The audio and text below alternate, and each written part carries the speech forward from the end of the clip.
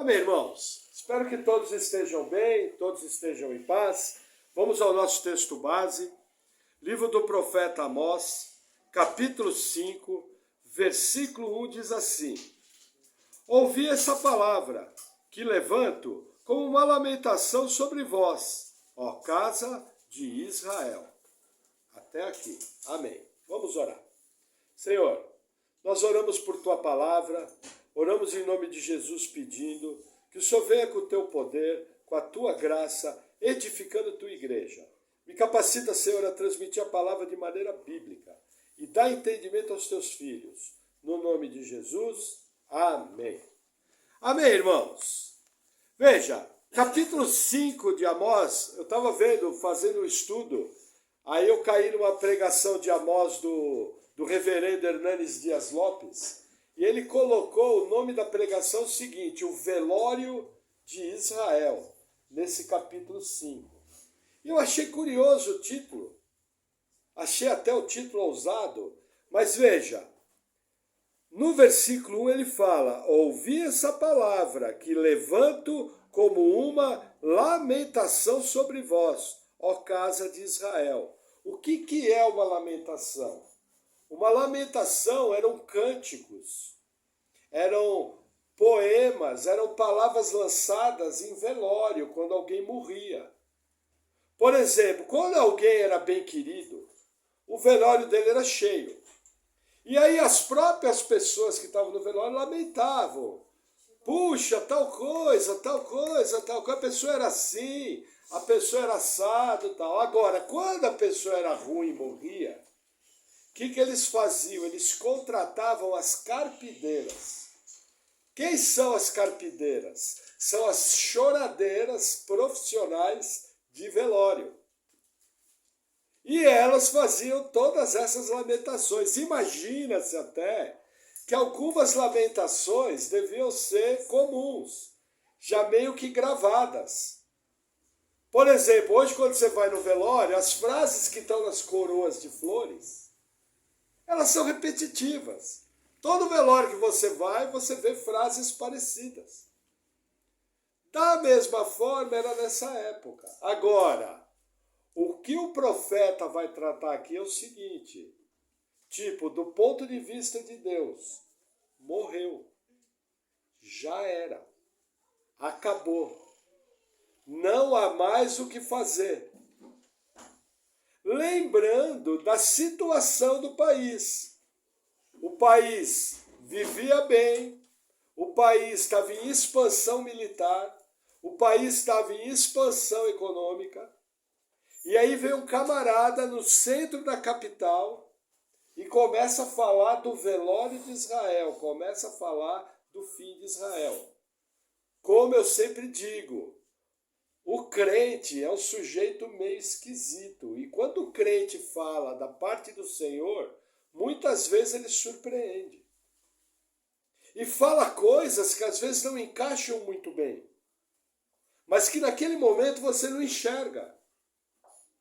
Mas como é uma palavra do Senhor e a palavra do Senhor se cumpre, lembrando que Amós era daqueles profetas infalíveis, que não existem mais hoje, o que ele falava se cumpria. Só que o que você tem que entender, naquela mesma época, havia um monte de falso profeta. Gente que da mesma forma levantava a voz para falar outras coisas. Por exemplo, o profeta Jeremias, nos seus dias, vocês vão ver que Deus levantava falsos profetas para dizer que Israel ia prosperar. E Jeremias falava: não, vocês vão ser derrotados. Então o que eu tenho que entender? Essa voz profética, quando se cumpriu, mostrou que Amós era um verdadeiro profeta de Deus. E ele aqui vai falar o porquê do velório, o porquê da morte de Israel. E ele já vem no versículo 2 fazendo uma afirmação meio pesada. Diz assim: a Virgem de Israel caiu e não mais tornará a levantar-se. Desamparada está na sua terra. Não há quem a levante. Gente, o tom aqui é de tragédia. Quando ele fala uma virgem, é morte precoce. Naquela sociedade, a maior bênção que uma mulher poderia ter era se casar e ter filhos. Nós temos exemplos na Bíblia de mulheres que não tinham filhos e elas se achavam amaldiçoadas, elas se achavam impróprias, elas se achavam impuras. Exatamente o contrário da cultura que quer se vender hoje, de que você não deve ter filho. Qual que é a visão bíblica equilibrada? Nem 8, nem 80.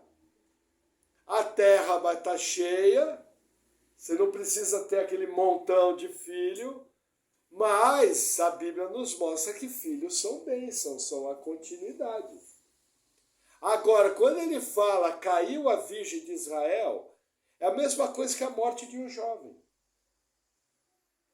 Quando o jovem morre, não dá mais dó, não dá mais pena. Quando uma moça jovem morre, a dor é muito maior. Por quê? Você sabe que tinha uma vida pela frente. Você sabe que tinha projetos pela frente. Agora, a figura de virgem aqui é a mesma figura que é repetida em outras partes da Bíblia. Por exemplo, Jesus é o noivo. A igreja é a esposa.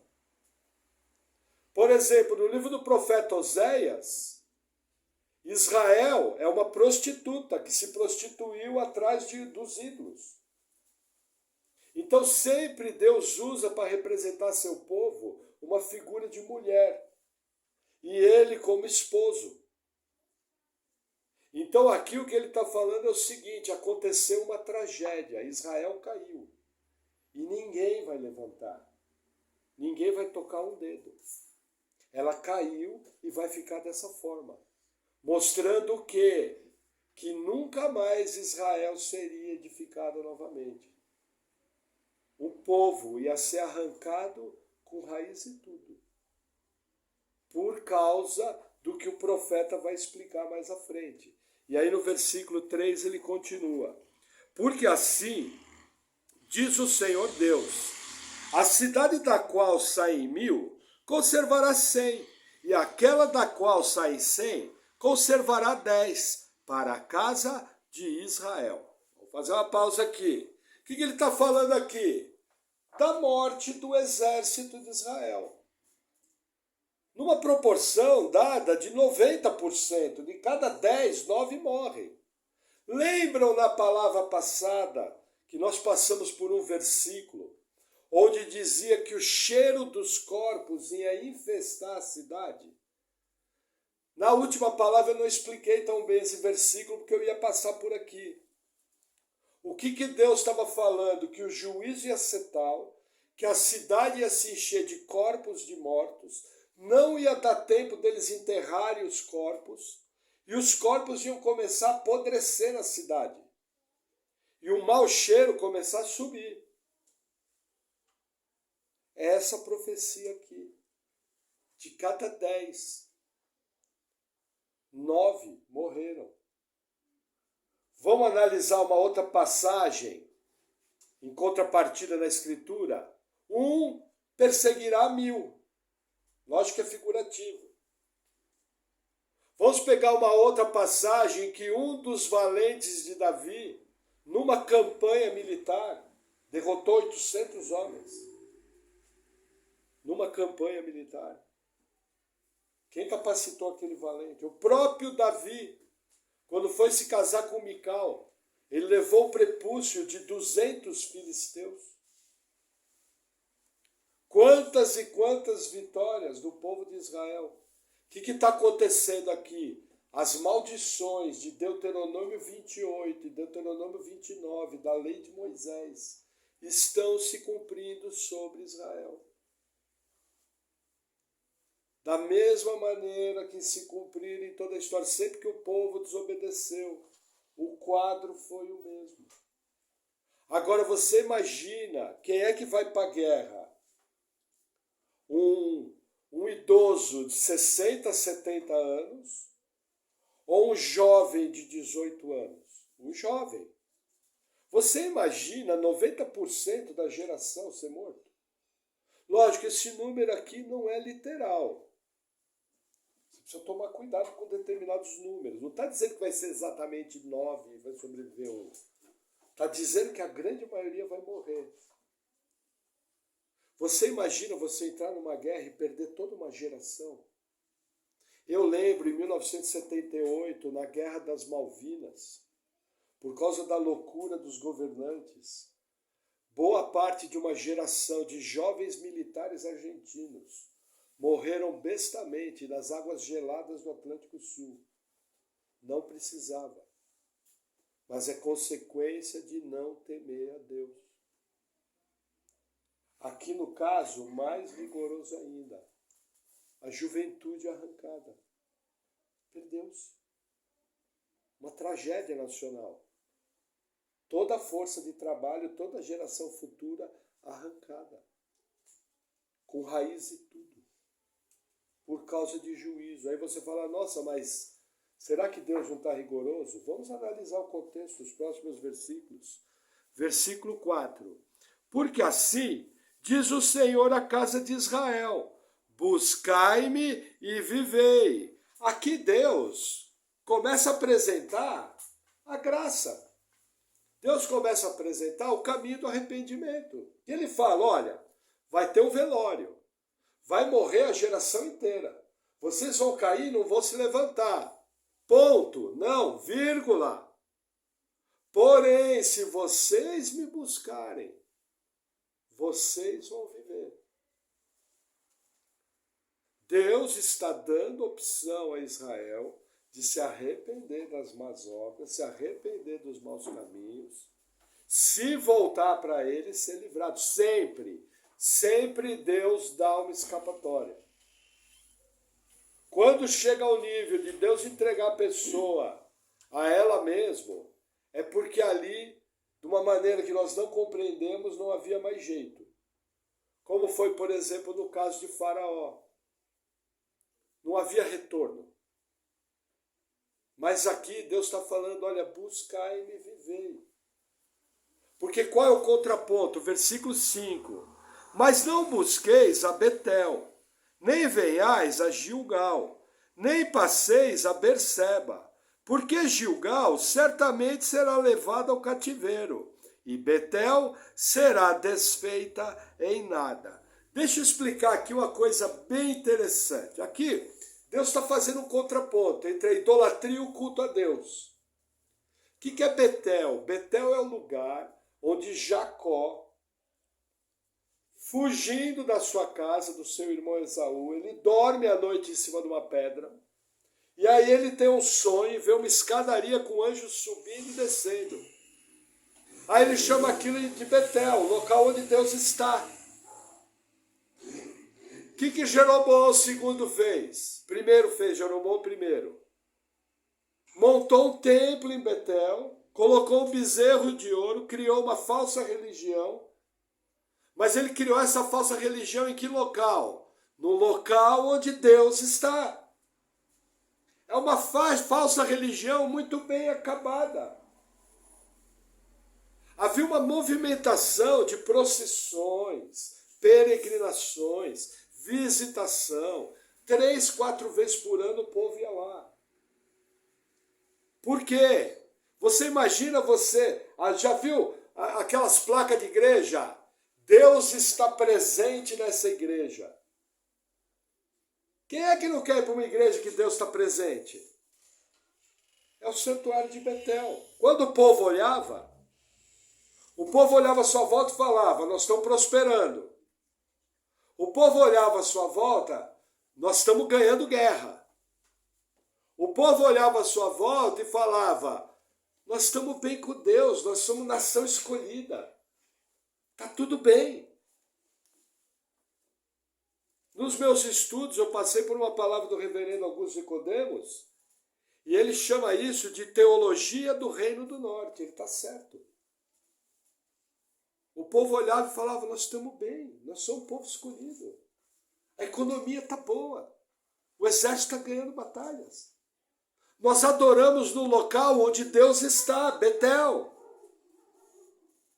Só que Deus está falando que tudo aquilo é falso. O povo pensava que era verdadeiro.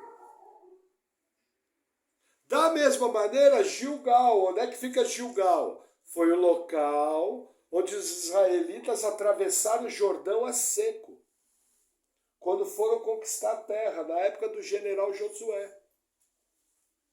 Aí o que acontece? Foi levantada uma coluna com 12 pedras.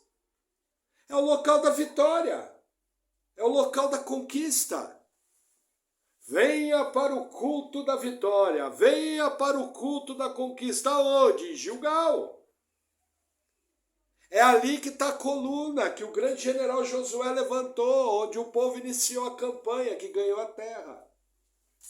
E aí eu olho Jeroboão II, próspero, um economista habilidoso, comércio bombando, campanhas militares bombando, e eu tenho um templo num local onde o Todo-Poderoso, o Senhor dos Exércitos, parou o Jordão.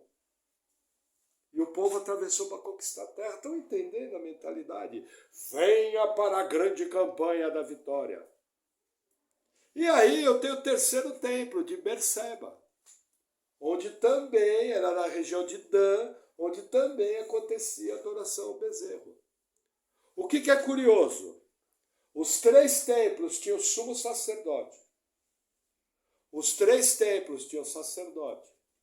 Os 3 templos usavam a lei de Moisés. Os 3 templos sacrificavam.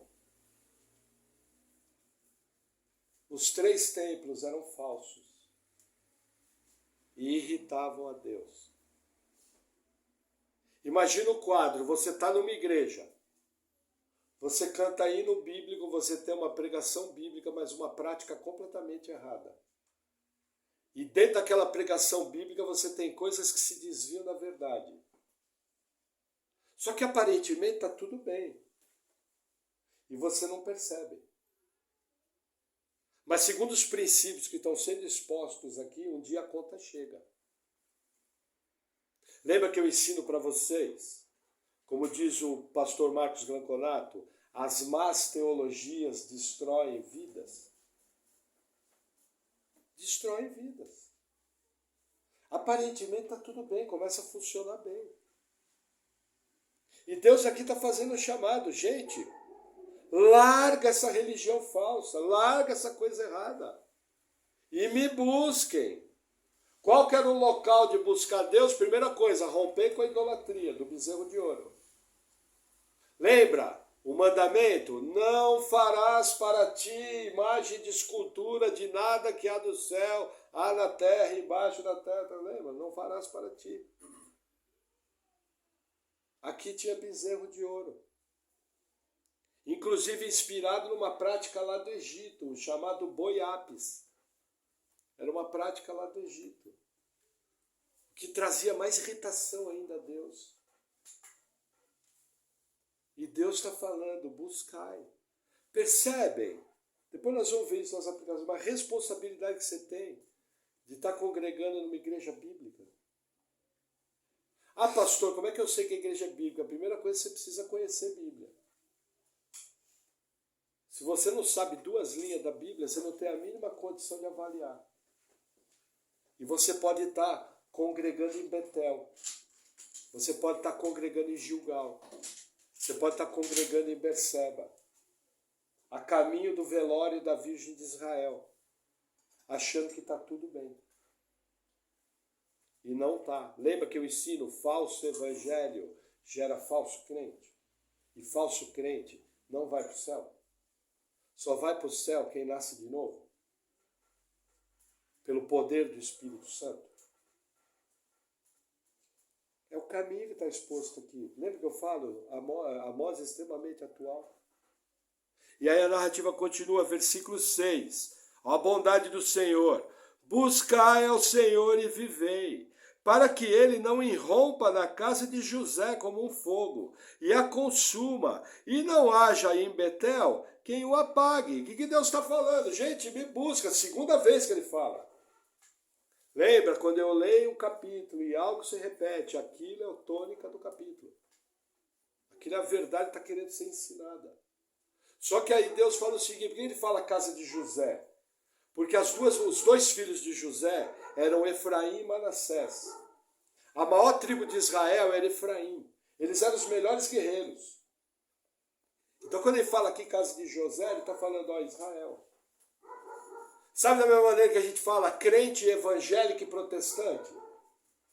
São sinônimos, é a mesma coisa. Mas ele está falando, se voltem para mim, porque senão eu vou moer tudo. Eu vou trazer um fogo destruidor que vai acabar com tudo.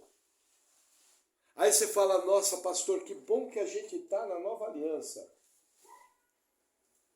Porque o Deus da antiga aliança, olha, era fogo, hein? Tem certeza? João, o Batista, ele falava, ó, vai chegar um que vai pegar a palha e vai separar. Uma ele vai guardar no celeiro. A outra palha ele vai lançar no fogo para ser destruída. Lógico que os queridos irmãos pentecostais, lembra que Jesus falou, vos batizarei com o Espírito e com fogo? O que Jesus está falando? Batizarei com o Espírito, vou te salvar. Batizarei com fogo, fogo do inferno, vou destruir. Você precisa tomar cuidado, né? Tudo que é fogo na Bíblia, você chega para Deus, fogo, fogo. Eu já cantei na igreja que a gente falava, fogo, fogo, fogo. E bem, todo mundo queimado. Parecendo tição. Entendeu? Mas glória a Deus, o Senhor me libertou. Você deve ter lembrado de algum hino que chamava fogo. Todo mundo lembra. Todo mundo tem isso. Mas é o que ele está falando aqui. Ou você se volta para mim, eu te salvo, ou você continua como você está, você vai ser destruído. Sem escapatória. E o versículo 7 continua. Agora ele vai começar uma sessão de duras críticas. Vós que converteis o juízo em alosna e deitais por terra a justiça. O que está falando aqui? A alosna é uma erva amarga. Eles estão falando assim, vocês que converteram o julgamento justo em amargura e deitaram por terra a justiça. Ele vai começar a falar dos juízes corruptos. O povo procurava os juízes, o povo era roubado pelos juízes, o povo não tinha respeito por seus direitos, e isso se transformou em amargura para o povo. Só que Deus estava vendo, e foi computado. Vocês imaginam como esse povo aqui sofria? 2 pessoas iam para o julgamento. Se o cara era rico e poderoso, ele não tinha problema nenhum. Se ele fosse pobre e não tinha nenhuma influência, ele era negada a causa dele. Era tudo colocado fora. Não havia justiça. Quando a gente corre pelo mundo e vê os países onde a justiça é iníqua, a gente vê debaixo uma população muito sofrida e vê muitas coisas erradas. Aí você olha para esses países e você fala, nossa, Deus não está vendo? Calma que ele está vendo. Mas por motivos que nós desconhecemos, Deus age no seu tempo. Mas uma das marcas de juízo é essa. Juízo desigual. Para um a lei vale, para outro não. Acabou com a justiça, acabou com a equidade. Isso é uma marcação bíblica muito importante. Cuidado você, para não ser injusto. O que faz à sua volta, o que faz por aí, não é problema seu. O problema seu é você ser equilibrado no seu juízo. E fazer as coisas de uma maneira correta. Para não cair aqui. E olha como a narrativa fica forte, versículo 8. Procurai o que faz o 7 estrelo e o Órion, e torna a sombra da noite em manhã, e faz escurecer o dia como a noite, que chama as águas do mar e as derrama sobre a terra. O Senhor é o seu nome. Novamente, pela 3ª vez, me buscais. Quem é que fez o 7 estrelas? O 7 estrelas é uma constelação pequena dentro da constelação de Touro. E o Órion é uma outra constelação muito conhecida dos irmãos, são aquelas 3 Marias, que é o chamado cinturão de Órion. O que Deus está falando aqui? Em vez de vocês adorarem as estrelas, em vez de vocês adorarem os deuses pagãos, adorem aquele que fez tudo isso. Vocês ficam correndo atrás. Só que fui eu que fiz isso. Agora olha que interessante a figura. Amós era o quê? Um pastor de ovelhas. Aonde que ele passava as noites? No meio do pasto. O que mais ele conhecia? As constelações. Quando Deus falou para ele dos 7 estrelas, falou do óleo, ele já sabia do que Deus estava falando. Aí Deus está falando aqui o seguinte, sou eu que ajunto o mar, sou eu que espalho o mar. Eu pergunto, Deus tem controle sobre os oceanos do mundo?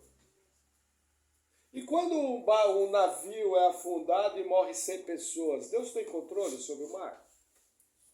Ele podia desviar a onda? E quando acontece o tsunami que varre um país, Deus tem controle sobre o mar? Percebe como a nossa visão é curta? Como a gente limita a Deus? E não o teme da maneira que ele tem que ser temido. Eu não estou falando temer de ter medo. Respeitar, entender que existem leis, entender que existem coisas, entender que as minhas atitudes têm consequência. E quando eu busco a Deus, eu tenho uma consequência positiva. Amém? Vamos lá. Versículo 9. O que promove súbita destruição contra o forte, de modo que venha a destruição contra a fortaleza. O que Deus está falando? Olha, até contra o exército eu destruo. Você pode pegar o seu principal valente, vai para a fita, vai morrer. Da mesma maneira que naquela passagem que nós estudamos, ele falou, olha, cada um vai sair para um lado e o cara vai tentar escapar e não vai. Nós estudamos uma outra passagem. Só que o exército de Israel estava vencendo batalhas. Estava retomando terras que somente Salomão tomou. Quando o povo olhava, não, esse cara é maluco. Esse cara é louco de pedra. Mas ele não é louco de pedra, ele estava lendo uma realidade e inspirado por Deus, trazendo um decreto de Deus para o povo. A destruição vai vir em 3 anos. Samaria era muito difícil de ser tomada. Era uma cidade extremamente fortificada. Caiu em 3 anos. Para a época, muito rápido. Implodiu a sociedade. Não ficou ninguém. Ficou ninguém para contar a história. Ficou uma meia dúzia de gato pingado que o governo assírio deixou. Só. E aí a narrativa continua. Versículo 10, ele continua a crítica. Odeiam na porta ao que os repreende e abominam ao que fala sinceramente. Olha que interessante. O que era a porta? A porta era um local da cidade onde se julgavam as causas. Aí o que eles estão falando aqui, ó, quem vem na porta e dá o testemunho verdadeiro, vocês odeiam. Infelizmente, na história humana, existem nações, existem povos que odeiam quem fala a verdade. Todas as vezes que você vê a verdade ser silenciada, abre a antena, vai vir juízo, vai vir consequência. Deus abomina isso. Não escapa da mão de Deus. Pode ser o presidente dos Estados Unidos, pode ser o maior milionário da família Rockefeller, da família Bilderberg, não escapa. Não tem. Perseguiu a verdade, silenciou a verdade, a consequência vai vir. Isso aqui é uma prática do povo, da cúpula. A corrupção era no meio político de Israel e no meio empresarial de Israel. Olha que curioso, uma coisa engraçada. Empresários se ajuntaram com um governo corrupto para roubar o povo. O que Deus fez? Juízo moeu tudo. Só que enquanto eles estavam roubando, estava tudo bem, vamos ver depois. Era o que estava acontecendo em Israel. Amém? Aí vamos seguir. 11. Portanto, visto que pisais o pobre, e dele exigis um tributo de trigo, edificastes casas de pedras lavradas, mas nelas não habitareis. Vinhas desejáveis plantaste, mas não bebereis do seu vinho. Olha que interessante. Primeira coisa, o pobre plantava. Da colheita deles, de maneira corrupta, eles criavam um imposto. O curioso do governo de Israel é o seguinte, eles viviam uma vida luxuosa, gastavam o dinheiro do povo de uma maneira toda errada. Uma conta altíssima. E aí, para repor a conta, eles criavam impostos para o dinheiro entrar de volta. Era o que eles faziam. Uma prática extremamente corrupta e suja. Só que aí o que Deus fala? Ó, vocês fizeram casa de pedra lavrada. O que é pedra lavrada? A maioria das casas era de barro. Algo que lembra o nosso pau a pique. A casa de pedra lavrada, ela era toda encaixada, era uma casa luxuosa. O que ele fala? Ó, vocês construíram casa, vocês não vão habitar nelas. Eu acho bem interessante, eu vi algumas coisas da história americana, vi alguma coisa das histórias europeias, que muitos poderosos morriam de uma maneira estranha. De uma hora para outra dava um trelelê, o cara ia para a glória. Provavelmente para o inferno. E todo o dinheiro que ele usou, isso é comum, Estados Unidos, Europa, alguns países da África, todo o dinheiro que foi roubado ficou para os outros. De uma hora para outra morria. Morte súbita. O que é? Juízo. Quando você vê essas coisas, por exemplo, grande senador americano morre, você bate o olho e fala, opa, aquele cara, aí você vai levantar a lebre, tinha corrupção, você fala, Deus julgou. Só que ninguém percebe, tudo tem uma resposta. Entendeu? Mas Deus julga. E ele está falando o seguinte, ó, vocês plantaram vinho, vocês vão beber nem o vinho. Entendeu? Já é consequência de juízo. Então, quando você vê essas situações, você liga a antena, pode ter certeza, o juízo vai vir. Parece que Deus não está vendo, mas ele está vendo. Aí vamos seguir. Versículo 12. Porque sei que são muitas as vossas transgressões, e graves os vossos pecados. Afligis o justo, tomais resgate, e rejeitais os necessitados da porta. O que está falando aqui? Olha, na lista de pecado aqui, vocês estão acabando com o povo. Vocês são corruptos, vocês se juntaram, os governantes, os empresários, os ricos se juntaram para roubar o povo e pisar na cabeça do povo. Essa é a lista de pecado de vocês. E vai ter consequência. Por isso que eu vou destruir tudo. Por isso que eu vou trazer a consequência. E aí, no versículo 13, encerrando esse tópico, ele fala o seguinte, portanto, o que for prudente guardará silêncio naquele tempo, porque o tempo será mau. Veja, esse versículo aqui é um dos mais difíceis do texto. Porque aqui fica uma dúvida. Quem é esse que ficou em silêncio? E do que ele tem que ficar em silêncio? Depois de muito estudo, tal, eu compreendi o seguinte, essa é uma posição minha. Primeira coisa que ficar em silêncio, a pessoa está vendo a corrupção.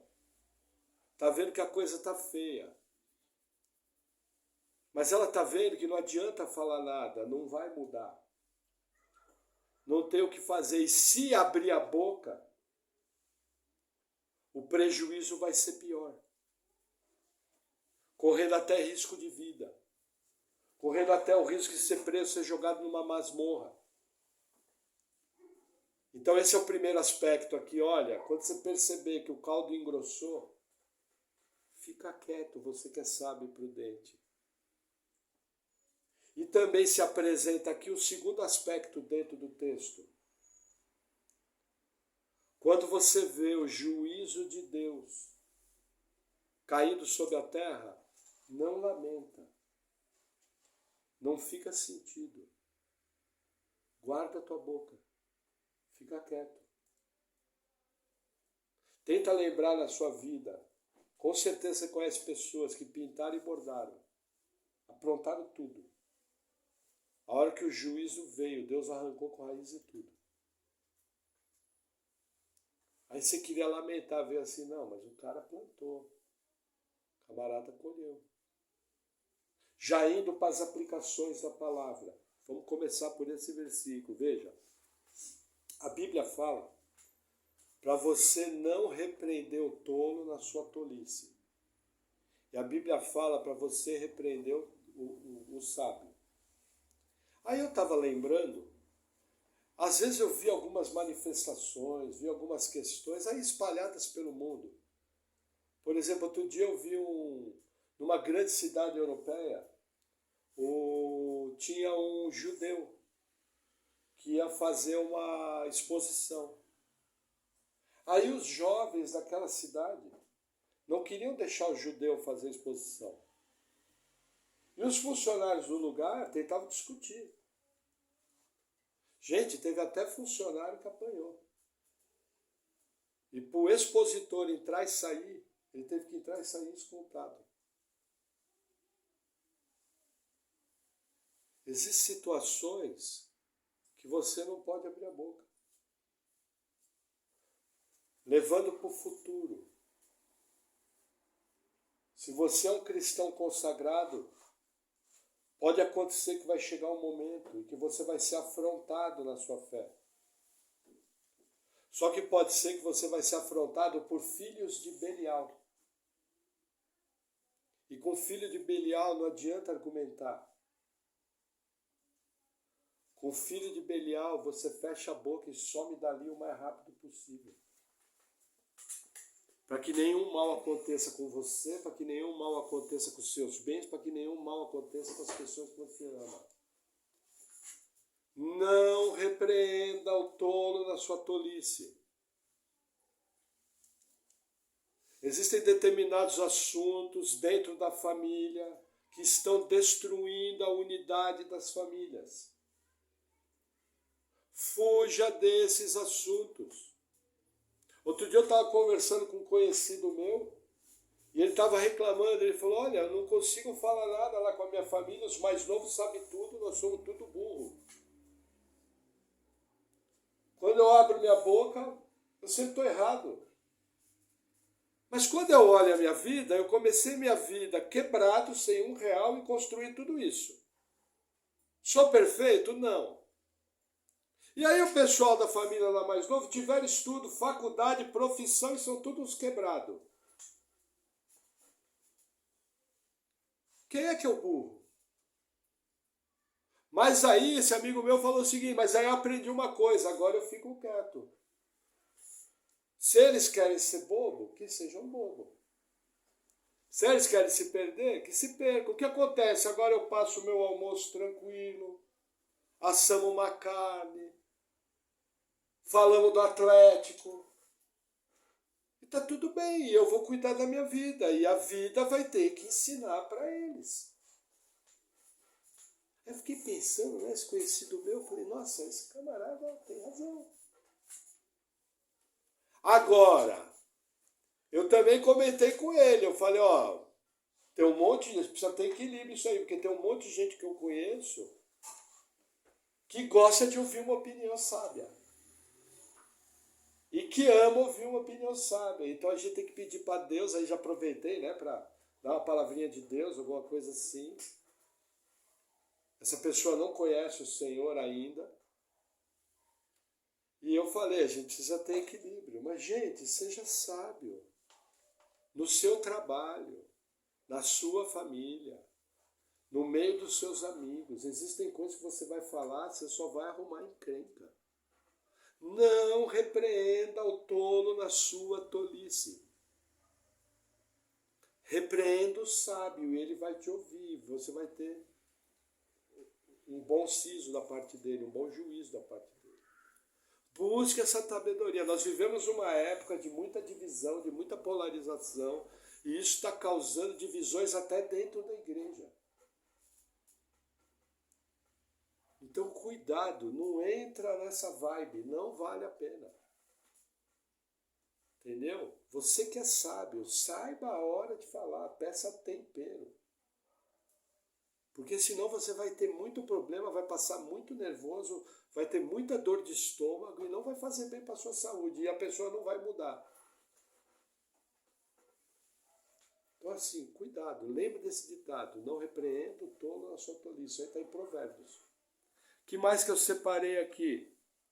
Veja, 3 vezes Deus fala, buscar-me e vivei. Olha que interessante. Deus estava longe. Eles tinham um culto que era no lugar onde Deus estava, Betel. Eles tinham um culto que era no lugar onde o grande El Shaddai, o Senhor dos Exércitos, deu o início da campanha militar de tomar Israel. Eles estavam num lugar que tinha sumo sacerdote, gente, tinha pastor, tinha reverendo. E olha que interessante, aqui uma aplicação importante.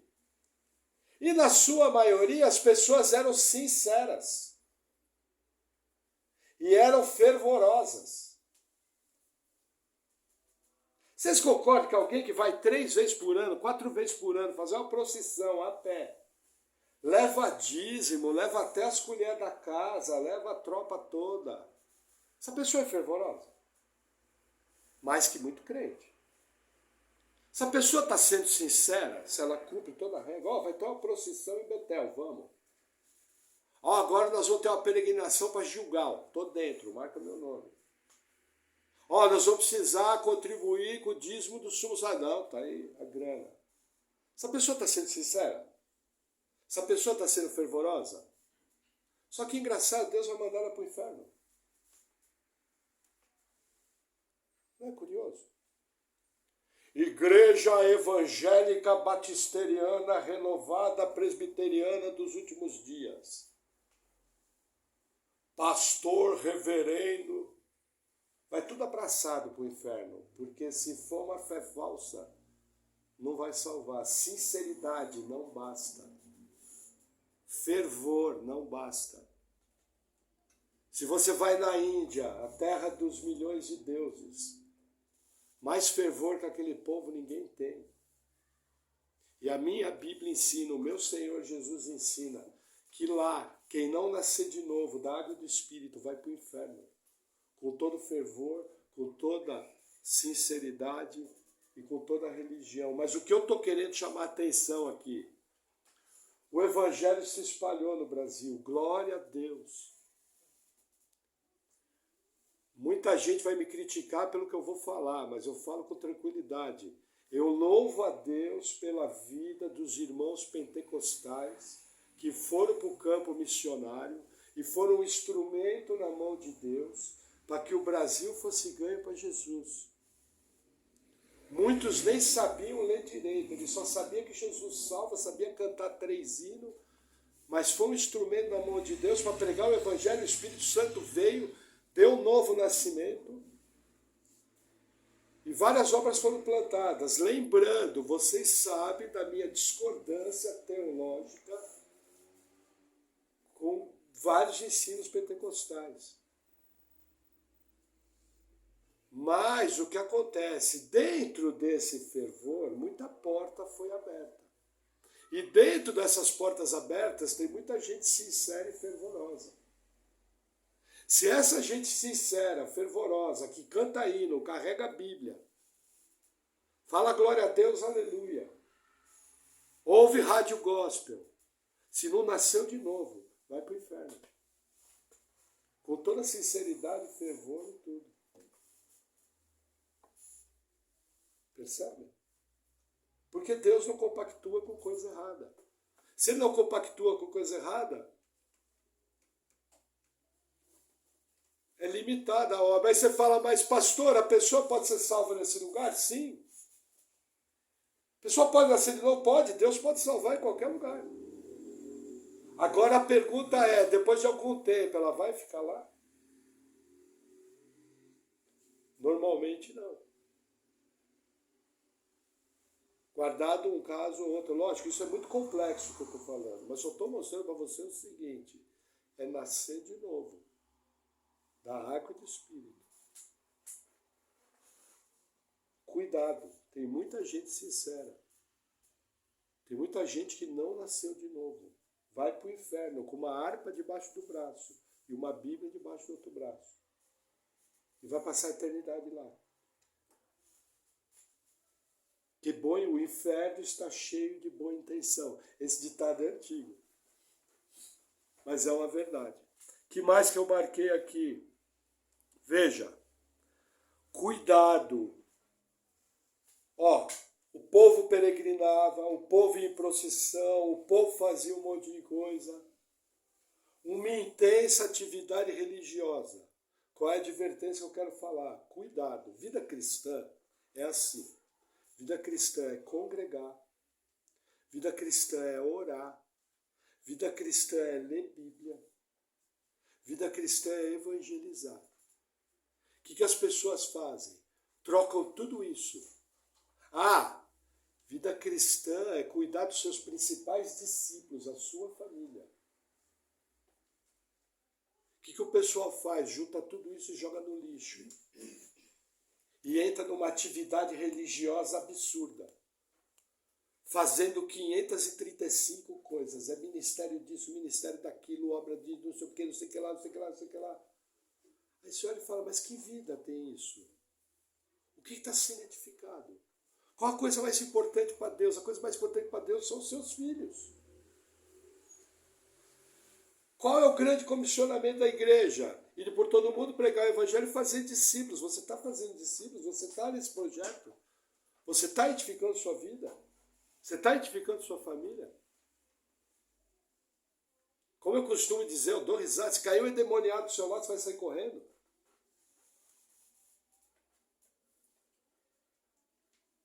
Se a pessoa vem perguntar para você quem é Jesus, você vai ficar... pastor, mas eu não sei teologia. Realmente você não sabe, mas você sabe dizer para ele que Jesus fez na sua vida. E você sabe dizer para ele qual que era a sua vida antes de Cristo, qual que é a sua vida agora. E como você tem um coração apaixonado por ele. Cuidado com o ativismo religioso. Às vezes você sai fazendo 1000 coisas e o principal você esquece. Tem que haver equilíbrio, tem que haver um conjunto. Lógico, em igrejas como a nossa, que é uma igreja nas casas, essa pressão é muito menor. Mas eu preciso tomar cuidado com o fazer coisas. Às vezes até com o trabalho, com desequilíbrio na vida, com alguma coisa assim. Esse povo aqui, tirando aqueles que eram esmagados pelo governo, quem era remediado, trabalhava, ganhava dinheiro, vivia bem, comia. Só que perderam o foco, perderam a essência de buscar a Deus. Porque o tempo todo aqui no capítulo Deus está falando, me busquem e vivei. Eles trocaram o verdadeiro culto a Deus, primeiro, por religião falsa. Segundo, por correr atrás do dinheiro. Terceiro, por ser tão avarento, ser tão ganancioso, que começaram a participar de coisas que oprimiam o povo. O que aconteceu? Passaram aproximadamente 30 anos, Deus arrancou com raiz e tudo. Já pensou você chegar no fim da sua vida e você olhar para trás e ver as consequências das suas atitudes em cima da sua família, dos seus netos, dos seus filhos? E você parar para pensar e falar, puxa, podia ter agido assim. Puxa, podia ter feito aquele outro. Só que aí você olha no espelho, você vê uma pessoa envelhecida, da maneira mais dura que tem, você descobre que o tempo não volta. Da maneira mais triste que tem, você descobre que você desperdiçou sua vida, correndo atrás do vento. Em vez de gastar a sua única vida aqui na Terra, buscando a Deus e fazendo a sua vontade de maneira bíblica, que é a única coisa verdadeira e duradoura que existe. O resto é tudo perfumaria. O resto é tudo coisa para enfeite. Amém? Vamos orar? Senhor, nós oramos te agradecendo por essa palavra. Pedimos que o Senhor venha nos dando sabedoria, discernimento e percepção. No nome de Jesus. Amém. Amém, irmãos.